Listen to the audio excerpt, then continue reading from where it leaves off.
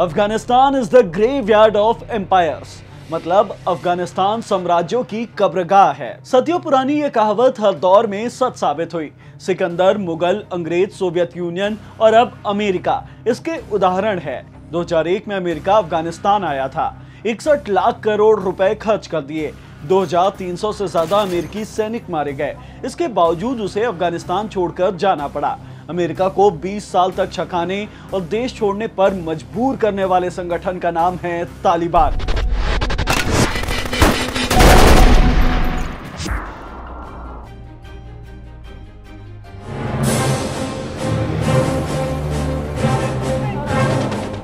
उन्नीस में जब अफगानिस्तान में सोवियत संघ की सेना आई तो इन्हें भगाने के लिए कई सारे मुजाहिदीन समूहों ने हथियार थाम लिया और जब सोवियत सेना वापस लौटी तो ये समूह आपस में ही लड़ने लगे। तब मुल्ला मोहम्मद उमर नाम के एक लड़के ने भी पश्तून युवाओं के साथ एक संगठन बनाया और इसे नाम दिया तालिबान। इन्होंने साल 1994 में कांधार, 1995 में हेरात और 1996 में राजधानी काबुल पर कब्जा कर लिया।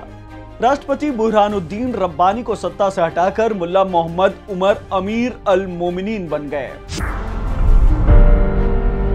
अमीर अल मोमिनीन यानी कि सर्वोच्च कमांडर। अगर हमारे देश की भाषा में बात करें तो राष्ट्रपति। तालिबान के राज में एक मुख्य लीडर होता है यानी कि अमीर अल मोमिनीन। इसके नीचे 3 डिप्टी लीडर होते हैं। फिर आती है लीडर काउंसिल की बारी जिसमें 26 सदस्य होते हैं और फिर अलग अलग विभागों के कमीशंस जिसे कैबिनेट भी कहते हैं। इसमें मिलिट्री, पॉलिटिकल और इकोनॉमिक समेत 16 विभाग होते हैं।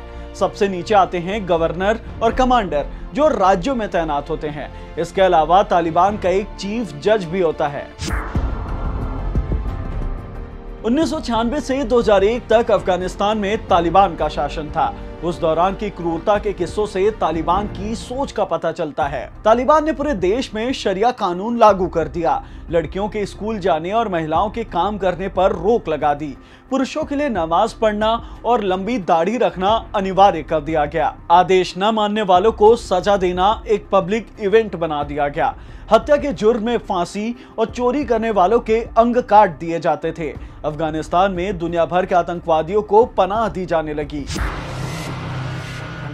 तालिबान की मुख्य कमाई का स्रोत है अफीम। दुनिया की 80% अफीम का उत्पादन यहीं होता है। अफीम कारोबारियों से तालिबान सालाना 700 से 2800 करोड़ रुपए तक का टैक्स वसूलता है। लूट, अवैध खनन में हिस्सा, बॉर्डर टैक्स जैसी चीजों से सालाना कमाई 3500 करोड़ रुपए तक पहुंच जाती है। 2001 में वर्ल्ड ट्रेड सेंटर में अटैक हुआ। अमेरिका ने ओसामा बिन लादेन की खोज में अफगानिस्तान में हमला कर दिया। आपको साल दर साल घटनाएं दिखाते हैं। अक्टूबर 2001 में अमेरिका ने हमला किया। दिसंबर 2001 तक तालिबान पश्त हो गया। 2010 से 11 तक अफगानिस्तान में अमेरिकी सेना की संख्या 1 लाख तक पहुंच गई।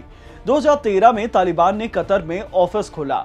अप्रैल 2013 में मुल्ला उमर, नवंबर 2013 में हकीमुल्ला महसूद और 2016 में मुल्ला मंसूद मारा गया। इस दौरान साल 2001 से 19 तक अमेरिका ने 61 लाख करोड़ रुपए खर्च किए।